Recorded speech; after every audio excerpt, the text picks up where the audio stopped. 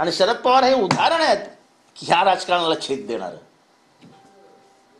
हा दुश्मनाच्या फीस सुद्धा, वकिलाच्या फीस सुद्धा भरण्यापर्यंत लोकांची मजल जाते. अच्छा, हा जितेंद्रचा दुश्मन आहे का, हा कोर्टात आहे का, त्याला बोलून गे रे, हे गे रे 20 लाख रुपये लढकेस. पण मूळ प्रश्न यातून उभा राहतोय की महाविकास आघाडी अजून देखील त्याच ताकदीनं पुढे उभं राहणार आहे का, ज्या पद्धतीने थोडेफार मतभेद असतातच आणि ह्या मतभेदातनं अजून मन साफ होतात. मला वाटतं ह्याच्यातनं खूप लोकांची मनं साफ होतील की वैयक्तिक वैर नाही टिकत हो. माझं आणि कोणाचं पटत नाही म्हणून शरद पवारांनी त्याच्या लाच घालावी, हा अपेक्षा करणंच चुकीचे नाही होत तसं. हे असं कसं असं असतं का राजकारणात. संजय राऊतांसारख्या एवढ्या खासदार पदावर पोहोचलेल्या संपादक असलेल्या थोडासा त्यांचा या गोष्टींचं भान मलाही ह्या गोष्टीचं हे आहे की त्यांच्या मनामध्ये शिवसेना फोडणं आणि सरकार पाडण्याच्या वेदना खूप आहेत, हे अमान्य करून चालणार नाही. पण त्या वेदना असताना शरद पवारांनी कसं वागायला हवं हे सांगणंही उचित नाही. शरद पवार तुम्हाला शरद पवार सांगतात का तुम्ही कोणाला भेटायला पाहिजे, सांगतात का?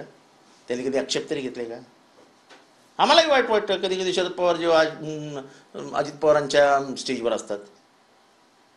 सर्वात जास्त धोका कोणी दिला? अजित पवारांनीच दिला ना शरद पवारांना.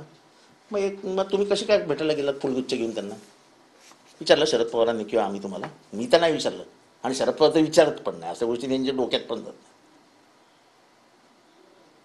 असं नाही चालत राजकारणामध्ये. जे मला वाटतं पहिल्या भाषणामध्ये जे देवेंद्र फडणवीस बोलले आहेत आणि कृपया त्यांनी त्याच्या भाषणाचा अंमल करावा की राजकारणातला संवाद संपलाय, संवाद वाढवायला हवा विरोधक आणि सत्ताधाऱ्यांमधला, हे त्यांचं वाक्य होतं. पण दुर्दैवाने त्याचा अंमल होताना दिसत नाही आहे.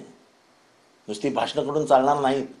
हा जोपर्यंत संवाद होत नाही तोपर्यंत लोकशाहीमधला जिवंतपणा दिसणार नाही. मुरदाड झालेली लोकशाही व्यवस्था दिसते. पोलिसांचा, this is not a police state. हे पोलिसांची राज्य व्यवस्था नाही आहे. इथे पोलिसांचा ज्या पद्धतीने वापर केला जातो हे देवेंद्र फडणवीसांनी थांबायला पाहिजे. म्हणजे आमच्या विकासांच्या कामांमध्येही जर मंत्री हस्तक्षेप करणार असतील, आमच्या मतदारसंघांमध्ये लोकांनी आम्हाला लाख लाख मतांनी निवडून दिलेलं आहे. सरकारी नोकऱ्यांवर दबाव आणून आमच्या विकासाची कामं थांबवायची, ही पद्धत योग्य नाही. मुख्यमंत्री महोदयांनी हे बघायला पाहिजे. म्हणजे आमच्या 5 वर्षानंतरचं राजकारण संपवण्यासाठी आजपासून जर प्रयत्नांना सुरुवात करायला तर आम्हालाही तसंच वागावं लागेल. परंतु आदित्य ठाकरे जे ठाकरे गटाचे नेते आहेत ते आज दिल्लीच्या दौऱ्यावरती आहेत. काल त्यांनी राहुल गांधींची भेट घेतली आणि आज दिल्लीमध्ये जाऊन अरविंद केजरीवाल यांची भेट घेतली, पण शरद पवारांची भेट त्यांनी टाळली. मी बांद्राला गेलो म्हणजे मी मातोश्रीवर गेलोच पाहिजे असं आहे का? ते दिल्लीला गेले म्हणजे शरद पवारांच्या घरात गेलेच पाहिजेत असं तुम्हाला काय वाटतं? नाही जात येत काय. पण एक तुम्हाला सांगतो, आज दिल्लीमध्ये जवळजवळ शरद पवार साहेब 40 वर्ष आहेत. दिल्लीमधला कोणीही खासदार असो, कोणीही